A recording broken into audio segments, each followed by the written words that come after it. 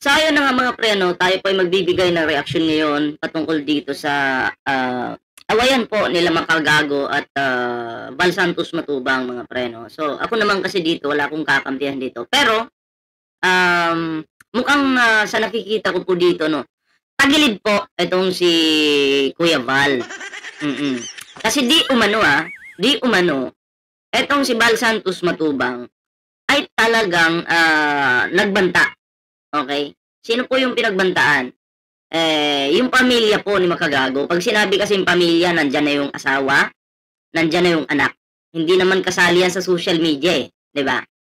Oo, ito yung opinion ko lang, ano, kung magdadamayan, okay, mali yun. 'Di ba? Kasi sa nakikita ko naman, si Makagago ay nag-content lang naman kay Kalinga Prab. Of course, lumalabas po si Kalinga Prab sa YouTube, sa social media. Ha? Normal po yun na makontent ka, hindi ka naman untouchable. Okay? Normal yun. Naintindihan ko rin si Kuya Val kasi anak niya po si Kalinga Prab. Ha? Anak niya po. Pero, sa nakikita ko po, dito, ang may mali po, si Kuya Val talaga, patungkol sa idadama yung anak at asawa. Yung asawa ni Makagago at anak, hindi naman content creator yun. 'Di ba? Hindi po content creator. Lalo na yung anak. Lalo na yung anak po ni Makagago ay minor de edad po. Yun lang. 'Di ba? Yari na. Yari po si Kuya Val dito.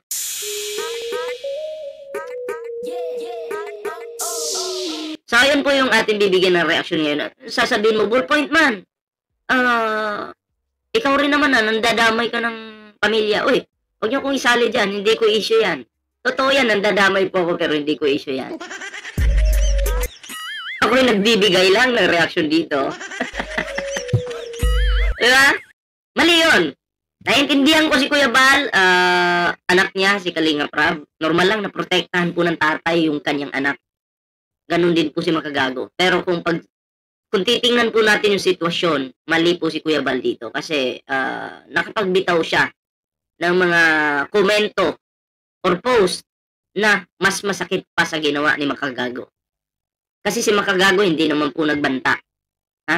Nagbigay lang po ng reaksyon sa mga content po ni Kalinga Prab. Hindi po nagbanta si Makagago mga pre. Pero itong si Kuya Val mga pre, ay talagang meron pong pagbabanta. Yan.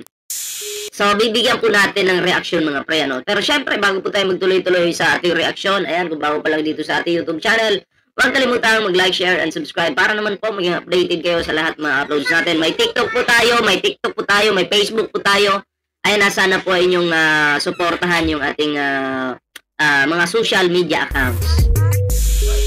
So, ito na nga mga pre, at unahin po natin ito mga pre, no? Itong isang screenshots. Ayon po dito kay Makagago sa kanyang post, kahapon, mga kahumbre ko, tulong naman idadamay daw ni Val Matubang ang asawa at anak ko. Nakakatakot po siya. Good thing, nakasave na lahat kasama ang links. Ipapaabot ko po ito sa kinauukulan. Natakot na bago lang kasi ako sa mga threats. Nanginginig na ako sa takot. May ganyan palang pastor. Shocking to. Well, para sa akin, sa sinasabi ni Makagago, i-reverse nyo lang po yan. Yung patungkol sa takot. Ha? Kasi yan po, sanay na po yan sa mga threats. Marami na pong pagbabanta sa buhay niyan. Ha? Kaya nga lang kasi, nung mga time na yun, wala pa siyang pamilya. Kaya okay lang. Diba? Iba na kasi mga pre, pag ikaw ay nagkakaroon ka na ng anak, nagkakaroon ka na ng pamilya, mas bibigyan mong halaga yung pamilya mo. Okay? Kasi nga, yung mga content po ngayon ni Makagago, iba na kumpara sa dati. No? Iba na po ngayon. Kumbaga, professional na po talaga yung datingan. Oo. And then, yun na nga, no? Idadamay daw yung anak at asawa, no, ni Makagago. Sino po yung mandadamay? Si Kuya Val. Ngayon, sasabihin nyo sa ako po kasi hindi po kasi ako umiidolo sa mga taong mahilig magbanta. Ha? Ayoko po ng ganun. Ayoko po ng ganun. Doon lang po tayo sa katotohanan. Doon lang po tayo sa katotohanan. Kung ang depensa nyo, binabanatan niya kasi yung Kalingap. Hindi ka naman, yung presidente nga may basher eh. Ikaw ayaw mo ng basher. Kung ayaw nyo po ng basher, stop na kayo sa pagbablog. Ganun lang. Ako nga, ang dami kong basher. Which is gusto ko yung basher. Diba? Kasi pera po yung basher para sa akin.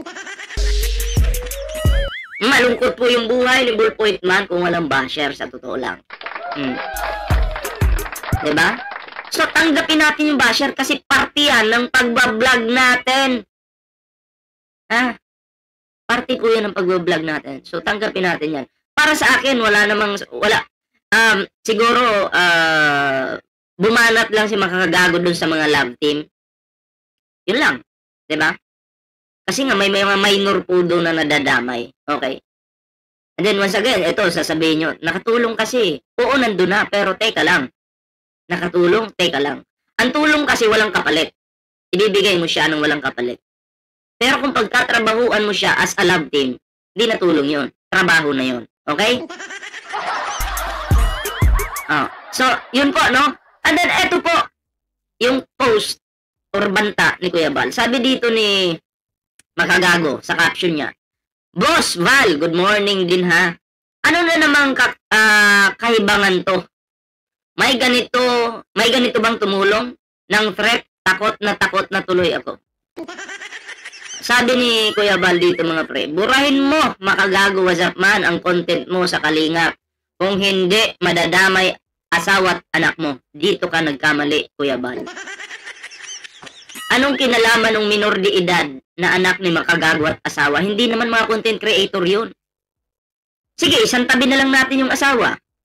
Pero yung mga anak niya, na mga minor de edad pa, ang liliit pa, bakit mo idadamay? Anong plano mo sa mga anak ni Makagago? Marami kasi yung idadamay. Marami ibig sabihin yan. Diba? Threat po ito. Kayo, na mga Kalingap, wag yung sabihin, pati mali, kakampihan nyo. Doon lang po tayo sa tama. Kuya Bal, eto tama ba to sa paningin mo? Kayo mga reaktor ng Kalingap, tama ba to? Tapos sasabihin nyo, ano na lang, bugso ng damdamin yan, mali pa rin yan. Diba? Mali pa rin yan, kahit bugso pa ng atay balunan yan. Asawa at anak na yung pinag-uusapan dito. Santabi na lang natin yung asawa, yung anak na lang na walang kamalay-malay. Minor de edad, siguro wala pang 5 taon yun. O 6 years. 6 years old. Diba? Ang liliit pa. Gusto ko mang ipakita dito, pero ayaw ko na lang. Ayaw ko nang ipakita yung mga bata. Ayaw kong idamay sa content ko. Diba? Anong reaction mo dito, Kuya Val Santos Matubang, na nagbanta ka kung hindi buburahin yung mga content ni Makagago, idadamay mo yung asawa at anak ni Makagago. Pero, teka lang, Kuya Val. Ano to? Sabi pa ni Makagago dito, ang dami kong takot, mga 251 na pabahay. Totoo po yan para sa akin, nandyan na tayo, magaling. Kalingap, walang tatalo sa Kalingap pagdating sa pagpapabahay. Kasi lahat ng mapabahay ng Kalingap, matitibay po talaga yan. Diba? Oo, matitibay at marami yung mga sira-sirang bahay, mga walang bahay na nagkaroon ng bahay ng dahil sa Kalingap. At hindi lang dahil kina Kuya Val. Siyempre, dahil din sa mga sponsors yan. Diba? Oo, dahil din sa mga sponsors yan. Okay? Pero para sa akin, wag mo nang sabihin dapat na, kasi si Kuya Val, ang depensa niya palagi, marami na kaming napabahayan, nandun na yun eh. Nandun na yun. Hindi mo na kailangan ulit-ulitin yun. Ha? Hindi mo na kailangan ulit-ulitin yun. Mas maganda nga kung ibang tao yung magpupuri sa'yo. Kumpara ikaw yung mag-aangat sa sarili mong bangko. Ha? Saludo tayo sa Kalingap. Matulungin. Pero sana walang pagbabanta. Si Kalingap Rab po, wala namang ano yan. Mabait naman si Kalingap Rab. Wala nga siyang komento eh. Diba? Wala pong komento si Kalinga Prab. Kasi si Kalinga Prab focus sa kanyang content. Ayaw niyang mahati yung kanyang atensyon dahil lang sa mga ganyang banat sa kanya. 'Di ba? Pero si Kuya Bal kasi yung nasasaktan kasi tatay. Kaya nga lang, lumagpas si Kuya Bal sa kanyang limitasyon. So dito, sa nakikita natin dito, medyo nang aasar si Makagago. Kasi nga, dahil sa pabahay na inuulit-ulit-ulit ni Kuya Bal Santos Matubang. Diba? And then, yung kasunod dito mga pre, ito na yung post ni Kuya Bal. Salamat Lord sa nakalipas na oras at araw na iningatan mo kami. Okay? Tapos, ito pa. Oh. Eh, dito muna tayo. Yan, iningatan mo kami. Nagpasalamat ka Kuya Bal dahil iningatan ka ng ating Panginoon. Maganda yan. Okay yan. Wala tayong problema dyan. Kaya nga lang, yung anak din ni Makagago, iniingatan din niya ng Panginoon. Yung asawa ni Makagago, iniingatan din niya ng Panginoon. Pero idadamay mo. Kuya Bal, tigilan mo yan. Tigilan mo yan. Huwag kang magpapadala sa nararamdaman mo. Huwag mong isiping untouchable ka. Hindi ka po untouchable, Kuya Bal. Ang Kalingap, hindi untouchable yan. Kahit sino pwedeng i-content yung mga content ninyo. Pwede. Anytime, anong oras, walang pwedeng magpapigil dyan. Kung gugustuhin kayong i-content, makukontent kayo. Kapag kayo ba'y kinontent ng mainstream media patungkol sa love team na nanggagamit kayo ng minor, sasabihin mo rin sa mainstream media, burahin nyo yan, nagdanakaw kayo ng content. Siyempre, hindi, di ba? Eto pa. Bago ipikit ang mga mata, tumawag muna sa Diyos at panalangin. Yan yung mga upload ni Kuya Bal sa kanyang Facebook page. Okay? Good morning sa lahat. Magmahalan tayo at magtulungan sapagkat ito ang nararapat. Dapat sana ganun. Pero, paano magmamahalan kung galing po mismo sa bunganga mo na nagbabanta ka? Kaya nagbabantaan mo yung pamilya ni Makagago. Kung si Makagago lang, okay lang eh. Walang problema, sana yan sa banta. Pero kasi ang anak, kahit ikaw baliktarin ngayon, sitwasyon, magbanta ka, tama ba? Uulitin ko po, ang depensa nito ng mga solidong kalingap, si Makagago kasi yung nauna kaya bla bla bla bla. Okay, normal na yan. Nandyan na yan. Siya yung nauna pero never po siyang nagbanta. Never po siyang nagbanta. Ako yung tinitingnan ko lang dito kung ano yung tama, sino yung mali. Ganun lang. Eto pa. Salita ng Diyos na ito. 1. Ayan kapag si Jesus ay nasa iyo, mabubuhay ka na walang hanggan.